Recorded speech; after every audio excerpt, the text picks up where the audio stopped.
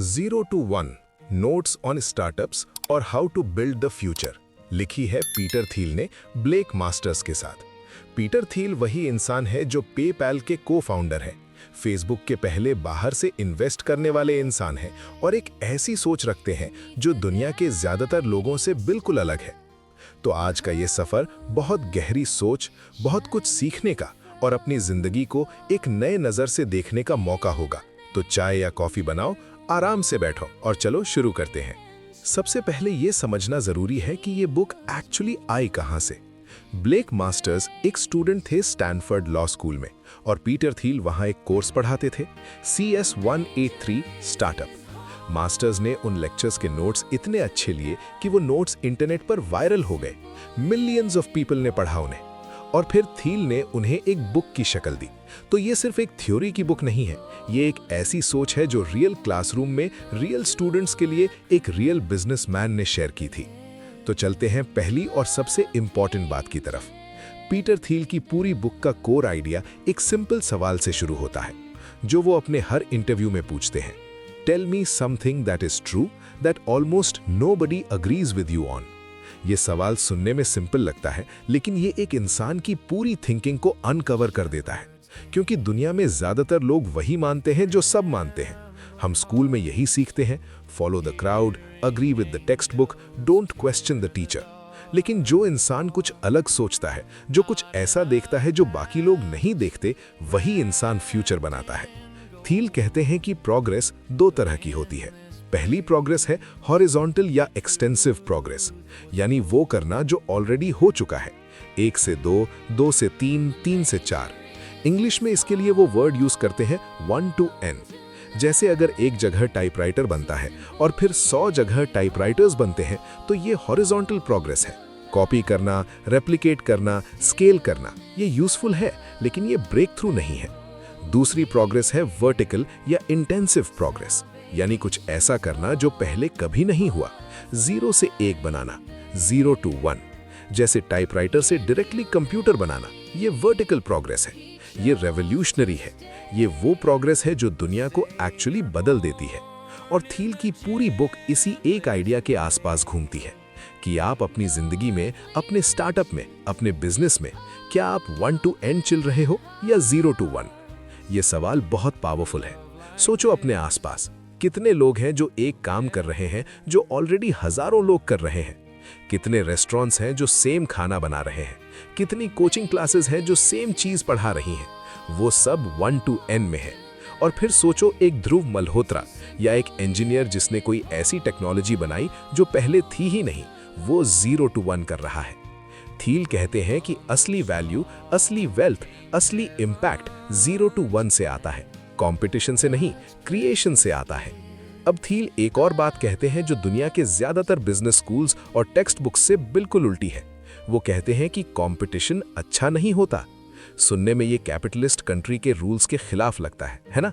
हम तो सोचते हैं कंपटीशन हेल्दी होती है, कंपटीशन से क्वालिटी इंप्रूव होती है, कंपटीशन जरूर होनी चाहिए।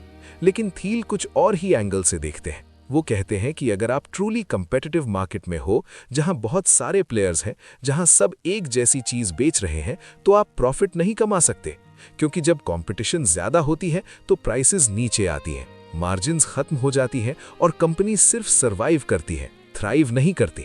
सोचिए एक एयरलाइन कंपनी का एग्जाम्पल। दुनिया में हंड्रेड्स ऑफ एयरलाइंस हैं। हाँ, वो बिलियंस ऑफ पैसेंजर्स कैरी करती हैं, लेकिन उनका कंबाइंड प्रॉफिट मार्जिन बहुत थिन। बहुत कंपनीज तो लॉस में है। क्यों? क्योंकि कंपटीशन इतनी ज्यादा है। अब कंपेयर करो गूगल को। गूगल के पास सर्च इंजन मार्केट में नियर मोनोपोली है। उनका प्रॉफिट मार्जिन एस्ट्रोनॉमिकल है, क्योंकि उनके पास कोई सीरियस कॉम्पिटिटर नहीं है। थील कहते हैं मोनोपोली बुरी चीज नहीं है। मोनोपोली एक ऐसी स्टेट है जहां एक कंपनी अपना काम इतना अच्छा करती है कि कोई दूसरा उसके करीब भी नहीं आ सकता, और ये कंपनी ही असली प्रोग्रेस करती है, क्योंकि उसके पास रिसोर्सेज हैं, टाइम है और स्पेस है नए आइडियाज एक्सपेरिमेंट करने की। लेकिन यहाँ एक इंपॉर्टेंट डिस्टिंक्शन है। थील वो मोनोपोली की बात नहीं कर रहे जो सरकार के ज्यादती से बनी हो या जो कंपटीशन को इलीगली रोक के बनी हो। वो बात कर रहे हैं क्रिएटिव मोनोपोली की, जब आप कुछ ऐसा बनाओ जो इतना यूनिक और इतना वैल्यूएबल हो कि नेचुरली लोगों के पास एक ही ऑप्शन हो। गूगल ने सर्च इसीलिए डोमिनेट नहीं किया कि उसने कॉम्पिटिटर्स को दबाया, बल्कि इसीलिए किया कि उसका प्रोडक्ट इतना बेटर था। एप्पल ने स्मार्टफोन मार्केट में इसीलिए जगह बनाई क्योंकि आईफोन ने एक ऐसा एक्सपीरियंस दिया जो पहले कभी नहीं था। थील एक और इंटरेस्टिंग ऑब्जर्वेशन करते हैं और ये बहुत थॉट प्रोवोकिंग है। वो कहते हैं कि जो कंपनीज मोनोपोली में हैं, वो पब्लिकली कहती हैं कि हम तो एक कॉम्पिटिटिव मार्केट में हैं, क्योंकि वो नहीं चाहते कि गवर्नमेंट उन्हें नोटिस करे या उनके ऊपर एंटी ट्रस्ट एक्शन हो। और जो कंपनीज एक्चुअली कंपटीशन में हैं, वो पब्लिकली कहती हैं कि हम एक यूनिक नीश में हैं, हम बहुत स्पेशल हैं, क्योंकि वो इन्वेस्टर्स को अट्रैक्ट करना चाहती हैं। तो रियलिटी और नैरेटिव में हमेशा गैप होता है। समझदार इंसान वो है जो ये गैप देख सके। आगे बढ़ते हैं। थील स्टार्टअप फाउंडर्स को बहुत इंपॉर्टेंट एडवाइस देते हैं कि शुरू में स्मॉल मार्केट चूज करो। ये काउंटर इंट्यूटिव लगता है ना? हम सोचते हैं कि बड़ा मार्केट मतलब ज्यादा अपॉर्चुनिटी, लेकिन थील कहते हैं कि बड़े मार्केट में बहुत सारे प्लेयर्स होते हैं और एक नए स्टार्टअप के लिए वहां जगह बनाना बहुत मुश्किल होता है।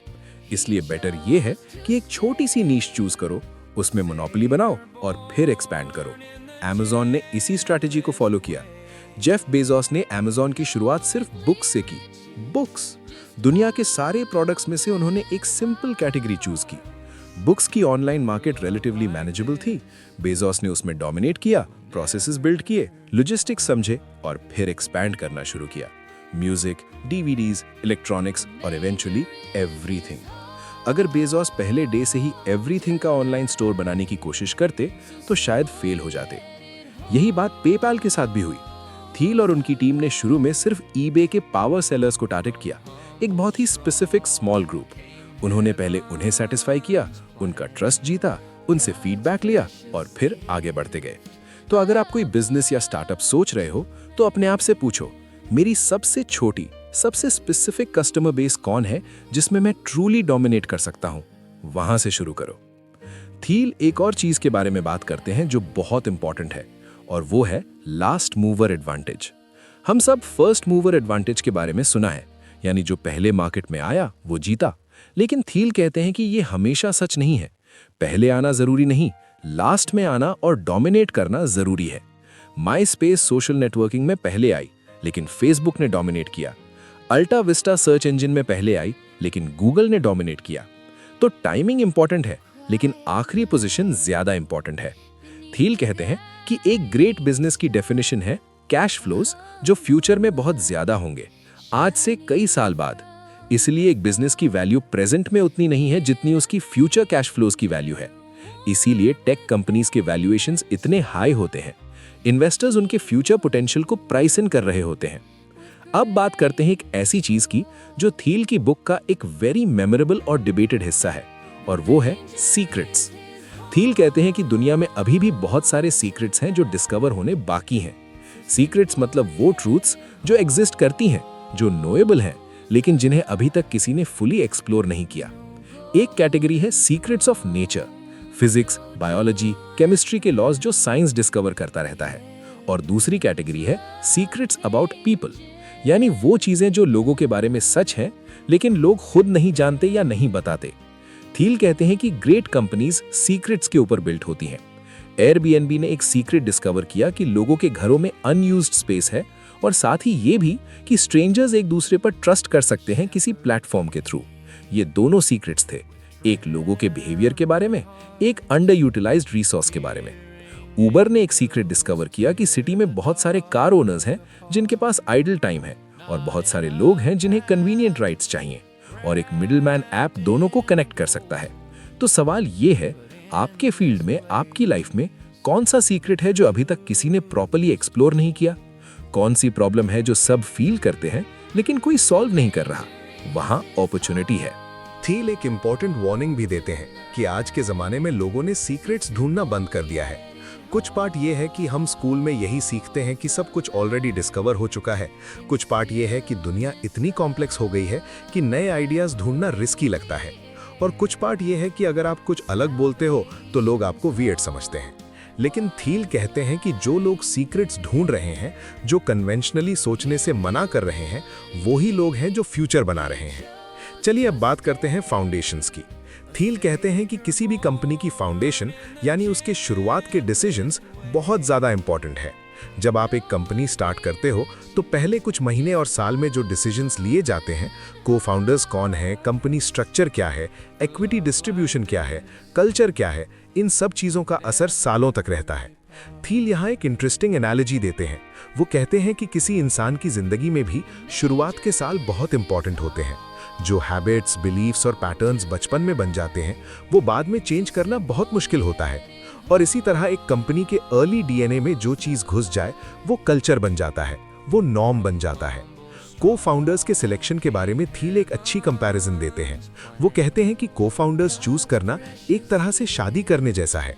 तो जैसे शादी में आप किसी को जानबूझकर कुछ टाइम स्पेंड करके उनके कैरेक्टर को समझ के चूज करते हो, वैसे ही को फाउंडर्स भी चूज करने चाहिए। ऐसे इंसान के साथ स्टार्टअप मत शुरू करो जिन्हें आप एक रैंडम नेटवर्किंग इवेंट में मिले हो। ऐसे इंसान के साथ शुरू करो जिन्हें आप जानते हो, जिनके साथ तुम्हारी वैल्यूज अलाइन होती हैं और जिनके स्ट्रेंथ्स तुम्हारे वीकनेसेस को कवर करते हैं। एक और चीज जो थील एम्फसाइज करते हैं, और ये प्रैक्टिकल विजडम है, वो है ओनरशिप वर्सेस कंट्रोल। एक कंपनी में 3 ग्रुप्स होते हैं जिनके इंटरेस्ट्स कभी कभी क्लैश करते हैं। फाउंडर्स जिनके पास विजन है, इन्वेस्टर्स जिनके पास पैसे हैं और एम्प्लॉयज जिनके पास एग्जीक्यूशन पावर है। इनके बीच बैलेंस बनाना एक आर्ट है, और अगर ये बैलेंस ठीक से ना हो तो कंपनी का फ्यूचर खतरे में आ सकता है। इक्विटी भी इस इक्वेशन का एक हिस्सा है। थील कहते हैं कि इक्विटी डिस्ट्रीब्यूशन केयरफुली और थॉटफुली होनी चाहिए, क्योंकि रॉन्ग इक्विटी स्ट्रक्चर आगे जाके फाउंडर्स को डीमोटिवेट कर सकती है या कॉन्फ्लिक्ट क्रिएट कर सकती है। अब एक और बहुत interesting topic, mechanics of mafia या स्टार्टअप कल्चर। थील ने पेपैल के साथ एक बहुत टाइट निट टीम बनाई थी। वो लोग इतने क्लोज थे, इतने अलाइंड थे, उनकी थिंकिंग इतनी सिमिलर थी कि कुछ लोग उन्हें पेपैल माफिया कहते थे। और उस पेपैल माफिया ने आगे जाके क्या बनाया? इलॉन मस्क ने टेस्ला और स्पेसएक्स बनाया, रीड हॉफमैन ने लिंक्डइन बनाया, चैड हर्ली ने यूट्यूब बनाया, जेरेमी स्टॉपलमैन ने येल्प बनाया। एक ही स्टार्टअप से निकले लोगों ने एक के बाद एक रेवोल्यूशनरी कंपनीज बनाई। ये सिर्फ कोइंसिडेंस नहीं था, ये एक कल्चर का रिजल्ट था जो पेपैल में बिल्ड की गई थी। थील कहते हैं कि एक ग्रेट टीम में लोगों को एक शेयर्ड मिशन के लिए जेन्युइनली पैशनेट होना चाहिए। वो सिर्फ पेचेक के लिए नहीं आते, उनके पास एक रीजन होता है, एक वाय होता है, और ये कल्चर हायर करते वक्त ही डिसाइड हो जाता है। थील कहते हैं कि उनका इंटरव्यू प्रोसेस अनयूजुअल था। वो लोग पूछते थे, what important truth very few people agree with you on. वो लोग चाहते थे कि हर एम्प्लॉय कुछ ऐसा सोचे जो बाकी दुनिया नहीं सोचती, क्योंकि वही सोच कंपनी को आगे ले जाएगी। और इसके साथ ही थील एक इंपॉर्टेंट पॉइंट मेक करते हैं, एक स्टार्टअप में हर इंसान को एक क्लियर डिफाइंड रोल होनी चाहिए। कंफ्यूजन तब होती है जब 2 लोग सेम रिस्पॉन्सिबिलिटी उठा रहे होते हैं। अगर 2 लोग एक ही चीज के लिए रिस्पॉन्सिबल हैं तो एक्चुअली कोई भी रिस्पॉन्सिबल नहीं है। तो क्लैरिटी ऑफ रोल्स ये एक स्ट्रॉन्ग स्टार्टअप कल्चर की फाउंडेशन है। अब चलते हैं एक ऐसे टॉपिक की तरफ जो पीटर थील के लिए बहुत पर्सनल है और बहुत कंट्रोवर्शियल भी, और वो है सेल्स और डिस्ट्रीब्यूशन। थील कहते हैं कि इंजीनियर्स और टेक्निकल फाउंडर्स अक्सर ये सोचते हैं कि अगर प्रोडक्ट अच्छा है तो खुद बिक जाएगा, build it and they will come. लेकिन ये सच नहीं है। एक ग्रेट प्रोडक्ट भी फेल हो सकता है अगर उसकी डिस्ट्रीब्यूशन और सेल्स स्ट्रैटेजी वीक हो। दुनिया में बहुत सारे ग्रेट प्रोडक्ट्स हैं जो कोई नहीं जानता क्योंकि उन्हें प्रॉपरली मार्केट नहीं किया गया, और इसका उल्टा भी सच है। एवरेज प्रोडक्ट्स भी बहुत सक्सेसफुल हो जाते हैं अगर उनकी डिस्ट्रीब्यूशन स्ट्रांग हो। थील कहते हैं कि सिलिकॉन वैली में एक कल्चर है जहां सेल्स को छोटा समझा जाता है। लोग सोचते हैं कि सेल्स करना मतलब मैनिपुलेटिव होना या शैलो होना। इंजीनियर्स खुद को सेल्स से ऊपर समझते हैं, लेकिन ये एक गलत सोच है। थील कहते हैं कि सेल्स एक स्किल है और एक बहुत इंपॉर्टेंट स्किल है, और हर इंसान फाउंडर से लेके इंजीनियर तक को ये समझना चाहिए कि वो किसी ना किसी लेवल पर सेल कर रहा है। कोई आइडिया सेल कर रहा है, कोई सोल्यूशन सेल कर रहा है, कोई विजन सेल कर रहा है। तो सेल्स को सीरियसली लो। और इसके साथ ही थील एक इंपॉर्टेंट पॉइंट मेक करते हैं, एक स्टार्टअप में हर इंसान को एक क्लियर डिफाइंड रोल होनी चाहिए। कंफ्यूजन तब होती है जब 2 लोग सेम रिस्पॉन्सिबिलिटी उठा रहे होते हैं। अगर 2 लोग एक ही चीज के लिए रिस्पॉन्सिबल हैं तो एक्चुअली कोई भी रिस्पॉन्सिबल नहीं है। तो क्लैरिटी ऑफ रोल्स ये एक स्ट्रॉन्ग स्टार्टअप कल्चर की फाउंडेशन है। अब चलते हैं एक ऐसे टॉपिक की तरफ जो पीटर थील के लिए बहुत पर्सनल है और बहुत कंट्रोवर्शियल भी, और वो है सेल्स और डिस्ट्रीब्यूशन। थील कहते हैं कि इंजीनियर्स और टेक्निकल फाउंडर्स अक्सर ये सोचते हैं कि अगर प्रोडक्ट अच्छा है तो खुद बिक जाएगा, build it and they will come. लेकिन ये सच नहीं है। एक ग्रेट प्रोडक्ट भी फेल हो सकता है अगर उसकी डिस्ट्रीब्यूशन और सेल्स स्ट्रैटेजी वीक हो। दुनिया में बहुत सारे ग्रेट प्रोडक्ट्स हैं जो कोई नहीं जानता क्योंकि उन्हें प्रॉपर्ली मार्केट नहीं किया गया, और इसका उल्टा भी सच है, एवरेज प्रोडक्ट्स भी बहुत सक्सेसफुल हो जाते हैं अगर उनकी डिस्ट्रीब्यूशन स्ट्रांग हो। थील कहते हैं कि सिलिकॉन वैली में एक कल्चर है जहां सेल्स को छोटा समझा जाता है। लोग सोचते हैं कि सेल्स करना मतलब मैनिपुलेटिव होना या शैलो होना। इंजीनियर्स खुद को सेल्स से ऊपर समझते हैं, लेकिन ये एक गलत सोच है। थील कहते हैं कि सेल्स एक स्किल है और एक बहुत इंपॉर्टेंट स्किल है, और हर इंसान फाउंडर से लेके इंजीनियर तक को ये समझना चाहिए कि वो किसी ना किसी लेवल पर सेल कर रहा है। कोई आइडिया सेल कर रहा है, कोई सोल्यूशन सेल कर रहा है, कोई विजन सेल कर रहा है। तो सेल्स को सीरियसली लो। और इसके साथ ही थील एक इंपॉर्टेंट पॉइंट मेक करते हैं, एक स्टार्टअप में हर इंसान को एक क्लियर डिफाइंड रोल होनी चाहिए। कंफ्यूजन तब होती है जब दो लोग सेम रिस्पॉन्सिबिलिटी उठा रहे होते हैं। अगर दो लोग एक ही चीज के लिए रिस्पॉन्सिबल हैं तो एक्चुअली कोई भी रिस्पॉन्सिबल नहीं है। तो क्लैरिटी ऑफ रोल्स ये एक स्ट्रॉन्ग स्टार्टअप कल्चर की फाउंडेशन है। थील की एक और बहुत ग्रिपिंग बात, वो कहते हैं कि वायरल ग्रोथ जैसे फेसबुक और पेपैल का ग्रोथ सिर्फ लक से नहीं होता। पेपैल का वायरल लूप डेलिबरेटली डिजाइन किया गया था। जब कोई पेपैल से पेमेंट करता था तो रेसिपिएंट को ऑटोमेटिकली एक ईमेल आती थी कि you have received a payment, sign up for PayPal to claim it. इस तरह एक यूजर नेचुरली दूसरे यूजर को ऐड कर लेता था। ये डिजाइन्ड वायरलिटी थी। तो अगर आप कोई प्रोडक्ट बना रहे हो तो पूछो, इस प्रोडक्ट में क्या ऐसा है जो नेचुरली लोगों को शेयर करने के लिए एंकरेज करे? क्या एक यूजर का एक्सपीरियंस ऑटोमेटिकली दूसरे यूजर को इन्वॉल्व करता है? आगे बढ़ते हैं एक ऐसे टॉपिक की तरफ जो आज के जमाने में 2020s में बहुत रेलेवेंट है, टेक्नोलॉजी और आर्टिफिशियल इंटेलिजेंस। थील एक इंपॉर्टेंट डिस्टिंक्शन करते हैं जो बहुत से लोग नहीं करते, टेक्नोलॉजी और ग्लोबलाइजेशन। ग्लोबलाइजेशन मतलब है दुनिया भर में चीजें फैलाना, रेप्लिकेट करना, जो ऑलरेडी एग्जिस्ट करती हैं उन्हें ज्यादा लोगों तक पहुंचाना। टेक्नोलॉजी मतलब है कुछ नया क्रिएट करना। थील कहते हैं कि असली प्रोग्रेस टेक्नोलॉजी से आती है, नॉट जस्ट फ्रॉम ग्लोबलाइजेशन। और इसी कॉन्टेक्स्ट में वो कंप्यूटर्स और एआई के बारे में बात करते हैं। वो कहते हैं कि कंप्यूटर्स और ह्यूमंस कॉम्प्लीमेंट्री हैं, सब्स्टिट्यूट्स नहीं।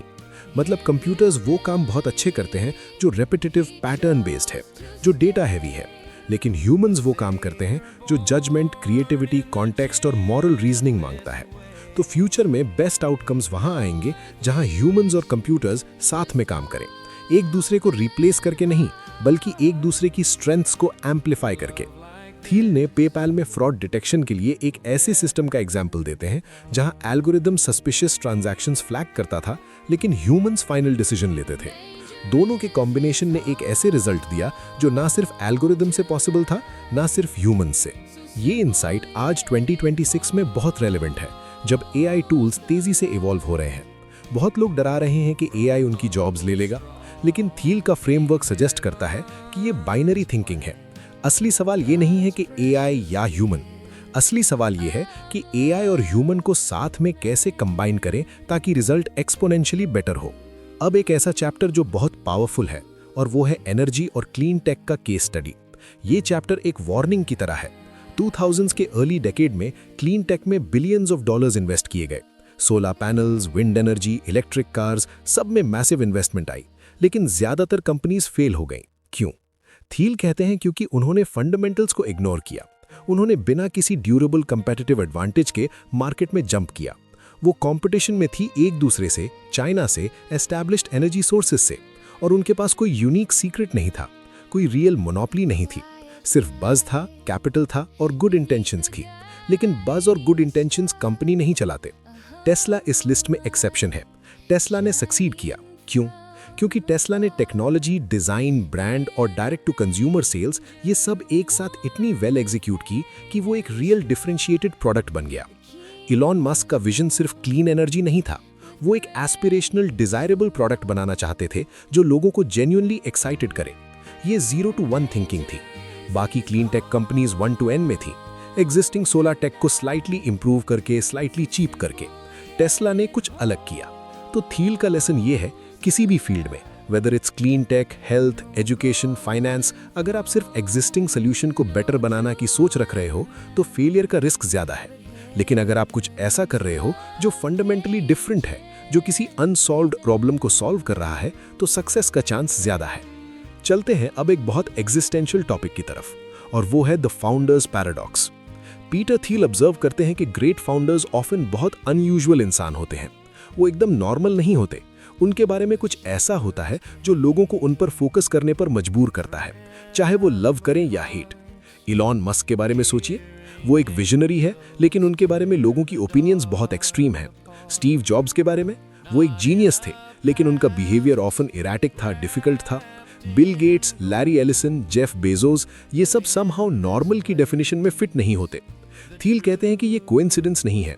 फाउंडर्स की ये आउटसाइडर क्वालिटी ही उन्हें वो देखने में हेल्प करती है जो अदर्स नहीं देखते। उनकी अनकन्वेंशनल पर्सनैलिटी ही उन्हें कन्वेंशनल थिंकिंग से फ्री करती है। ये क्वालिटी उनकी स्ट्रेंथ भी होती है और कभी-कभी उनकी वीकनेस भी। फाउंडर को ये समझना चाहिए कि उनकी सुपर पावर्स और उनकी ब्लाइंड स्पॉट्स अक्सर एक ही सोर्स से आती हैं। और इसी टॉपिक से कनेक्टेड है एक और इम्पॉर्टेंट ऑब्जर्वेशन। थील कहते हैं कि फाउंडर्स की मिथोलॉजी ज्यादा इंपॉर्टेंट होती है देन वी थिंक। लोग एक विजन फॉलो करते हैं, एक स्टोरी फॉलो करते हैं। इलॉन मस्क ने टेस्ला नहीं बनाया, उन्होंने एक स्टोरी बनाई कि ह्यूमैनिटी को मल्टी प्लैनेटरी बनाना जरूरी है, कि फॉसिल फ्यूल से आगे बढ़ना जरूरी है, और लोगों ने उस स्टोरी को फॉलो किया। तो एक ग्रेट फाउंडर सिर्फ एक प्रोडक्ट नहीं बनाता, वो एक नैरेटिव बनाता है, एक वाई क्रिएट करता है। और ये नैरेटिव कंपनी के कल्चर को, एम्प्लॉयज के मोटिवेशन को, कस्टमर्स के लॉयल्टी को, सब कुछ शेप करता है। अब बात करते हैं एक और कैप्टर की, the secret behind venture capital. Thiel एक बहुत इंटरेस्टिंग इनसाइट शेयर करते हैं जो जनरली पब्लिक नहीं समझती। वेंचर कैपिटल फंड्स बहुत सारी कंपनीज में इन्वेस्ट करते हैं। 10 कंपनीज में इन्वेस्ट करो, शायद 8 फेल हो जाएंगी, एक ठीक करती है और एक ब्लॉकबस्टर हिट हो जाती है। अब ये ब्लॉकबस्टर हिट, ये अकेली कंपनी पूरे फंड का रिटर्न जनरेट करती है। मतलब सिर्फ वही एक कंपनी मैटर करती है बाकी सबसे ज्यादा। थील कहते हैं कि ये पावर लॉ प्रिंसिपल बहुत इंपॉर्टेंट है।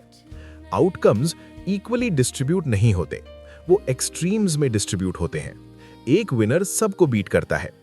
ये सिलिकॉन वैली में सच है, लेकिन ये ब्रॉडली लाइफ में भी सच है। इसके इम्प्लीकेशंस क्या हैं? अगर आप एक फाउंडर हो तो अपना टाइम सिर्फ उन चीजें में लगाओ जो पोटेंशियली एक्सपोनेंशियल रिटर्न दे सकती हैं। जो चीजें सिर्फ इंक्रीमेंटल इंप्रूवमेंट करें, उन्हें कट करो या डेलीगेट करो। अगर आप एक इन्वेस्टर हो तो डाइवर्सिफिकेशन से ज्यादा एक पोटेंशियल विनर आइडेंटिफाई करना ज्यादा इंपॉर्टेंट है। और अगर आप एक इंसान हो जो अपनी करियर और लाइफ की चॉइसेस कर रहा हो, तो सोचो कहां एक सही बेट लगा सकता हूं जो कंपाउंडिंग रिटर्न्स दे सके ओवर टाइम। थील कहते हैं कि ज्यादातर लोग पावर लॉ के इम्प्लीकेशन से अनअवेयर हैं और इसीलिए वो बहुत सारी सेफ, स्मॉल, गारंटीड चॉइसेस करते रहते हैं और एक भी बोल्ड चॉइस नहीं करते। और यही रीजन है कि वो एवरेज रिजल्ट्स पाते हैं थ्रू आउट देयर लाइव्स। तो अब एक और टॉपिक पे चलते हैं जिसे Thiel the ideology of competition कहते हैं। थील एक बहुत शार्प ऑब्जर्वेशन करते हैं। वो कहते हैं कि हम सब बचपन से कंपटीशन के लिए ट्रेंड होते हैं। स्कूल में ग्रेड्स के लिए कंपटीशन, कॉलेज में सीट्स के लिए कंपटीशन, जॉब्स में पोजीशंस के लिए कंपटीशन, और हम इतने हैबिचुएटेड हो जाते हैं कंपटीशन में रहने के लिए कि हम ये सवाल ही पूछना भूल जाते हैं कि क्या मुझे यहाँ compete करना चाहिए। हम बस compete करते रहते हैं क्योंकि सब कर रहे हैं। थील एक एग्जाम्पल देते हैं, हार्वर्ड और टॉप लॉ फर्म्स। हर साल हार्वर्ड लॉ के बेस्ट स्टूडेंट्स न्यूयॉर्क की टॉप लॉ फर्म्स ज्वाइन करते हैं। वो हाईली कंपेटिटिव प्रोसेस में सर्वाइव करते हैं, बहुत मेहनत करते हैं, बहुत टैलेंटेड होते हैं। लेकिन क्या वो असली मायने में मीनिंगफुल काम कर रहे हैं, या वो एक रेस में है, एक रेस जो कल्चर ने डिफाइन की है और वो बस उस रेस को विन करने के लिए compete कर रहे हैं, बिना ये सोचे कि ये रेस उन्हें कहां ले जा रही है। थील कहते हैं कि कंपटीशन अक्सर हमें नैरो फोकस दे देती है। हम सिर्फ अपने इमीडिएट कंपेटिटर को देखते हैं, ब्रॉडर पिक्चर को भूल जाते हैं, और इसी वजह से हम कभी-कभी ऐसे मार्केट्स में फाइट करते रहते हैं जो जेन्युइनली वर्थ फाइटिंग नहीं है, जबकि बाहर कुछ ऐसा होता है जो जेन्युइनली वैल्यूएबल और अनएक्सप्लोर्ड होता है। ये लाइफ लेसन सिर्फ बिजनेस के लिए नहीं है। सोचो अपनी अपनी लाइफ में, कहां आप कंपटीशन में हो क्योंकि सब है वहां, कहां आप जेन्युइनली पैशनेट हो और कहां सिर्फ एक रेस जी रहे हो। ये डिस्टिंक्शन इंपॉर्टेंट है। थील कहते हैं कि अगर आप अवॉइड कर सको ऐसे कॉम्पिटिशन्स जिन्हें आप एक्चुअली विन नहीं करना चाहते, तो आप अपनी एनर्जी वहां लगा सकते हो जहां एक्चुअली कुछ क्रिएट हो सकता है। अब हम बुक के एक फाइनल और वेरी फिलोसॉफिकल सेक्शन में आ रहे हैं, और वो है the question of the future itself. Thiel कहते हैं कि फ्यूचर के बारे में लोगों के माइंडसेट बेसिकली 4 टाइप्स के होते हैं। पहला टाइप है डेफिनेट ऑप्टिमिस्ट। वो इंसान जो बिलीव करता है कि फ्यूचर बेटर होगा और स्पेसिफिकली कुछ प्लान करके उस बेटर फ्यूचर को बिल्ड कर सकता है। ये वो इंसान है जो कहता है कि मैं जानता हूं कि फ्यूचर में ये होगा और मैं अभी से उसके लिए प्लान बना रहा हूं। 1950s और 60s का अमेरिका इसी माइंडसेट का एग्जाम्पल था। लोग मून पर जाना चाहते थे तो उन्होंने रॉकेट्स बनाए। इंजीनियर्स बड़े-बड़े इंफ्रास्ट्रक्चर प्रोजेक्ट्स प्लान करते थे और एग्जीक्यूट करते थे। दूसरा टाइप है इनडेफिनिट ऑप्टिमिस्ट। वो इंसान जो बिलीव करता है कि फ्यूचर बेटर होगा, लेकिन उसके पास कोई स्पेसिफिक प्लान नहीं है। वो बस कुछ ना कुछ होगा ठीक की उम्मीद रखता है। थील कहते हैं कि आज का अमेरिका ज्यादातर इसी कैटेगरी में है। लोग डाइवर्सिफाइड पोर्टफोलियोज रखते हैं, ऑप्शंस ओपन रखते हैं, कोई बोल्ड बेट नहीं लगाते। फाइनेंशियल इंडस्ट्री इसका सिंबल है। मनी मैनेज करते रहते हैं बिना कोई स्पेसिफिक विजन के कि पैसे एक्चुअली कहां जाने चाहिए। तीसरा टाइप है डेफिनेट पेसिमिस्ट, जो बिलीव करता है कि फ्यूचर वर्स होगा और उसी के अकॉर्डिंगली प्लान करता है। चाइना को थील इस कैटेगरी में रखते थे। बुक के टाइम पे वो बिलीव करते थे कि ग्रोथ स्लो होगी, तो वो अग्रेसिवली सेव करते थे, एक्सपोर्ट करते थे, रिसोर्सेज एक्यूमुलेट करते थे। चौथा टाइप है इनडेफिनिट पेसिमिस्ट, जो फील करता है कि फ्यूचर बैड है, लेकिन उसके पास कोई क्लियर आइडिया नहीं कि क्या और क्यों। ये सबसे वर्स्ट माइंडसेट है, निहिलिस्टिक और पैरालाइज्ड। थील क्लियरली बिलीव करते हैं कि डेफिनेट ऑप्टिमिज्म ये वो माइंडसेट है जो प्रोग्रेस को ड्राइव करता है, और वो आर्ग्यू करते हैं कि सिलिकॉन वैली का बेस्ट वर्क उसी माइंडसेट से आया, जब फाउंडर्स जेन्युइनली बिलीव करते थे कि स्पेसिफिक विजन को एग्जीक्यूट करके वो फ्यूचर को बेटर बना सकते हैं। स्पेसएक्स, टेस्ला, ये कंपनीज इलॉन मस्क की डेफिनेट ऑप्टिमिज्म का रिजल्ट है। मस्क जेन्युइनली बिलीव करते हैं कि ह्यूमैनिटी को मार्स पर जाना चाहिए, और वो उस गोल की तरफ स्पेसिफिक स्टेप्स उठा रहे हैं। वो सिर्फ कुछ ना कुछ होगा नहीं सोच रहे। तो एक इंपॉर्टेंट क्वेश्चन अपने आप से पूछो, आप किस कैटेगरी में हैं? क्या आप अपनी लाइफ के लिए एक क्लियर विजन रखते हैं, या आप कुछ ना कुछ होगा की उम्मीद में हैं? ये अवेयरनेस ही चेंज की शुरुआत है। और अब हम आते हैं एक ऐसी बात की तरफ जो पीटर थील अपनी बुक के क्लाइमैक्स में कहते हैं, और वो है सिंगुलैरिटी या टेक्नोलॉजिकल एक्सेलरेशन के बारे में उनका पर्सपेक्टिव।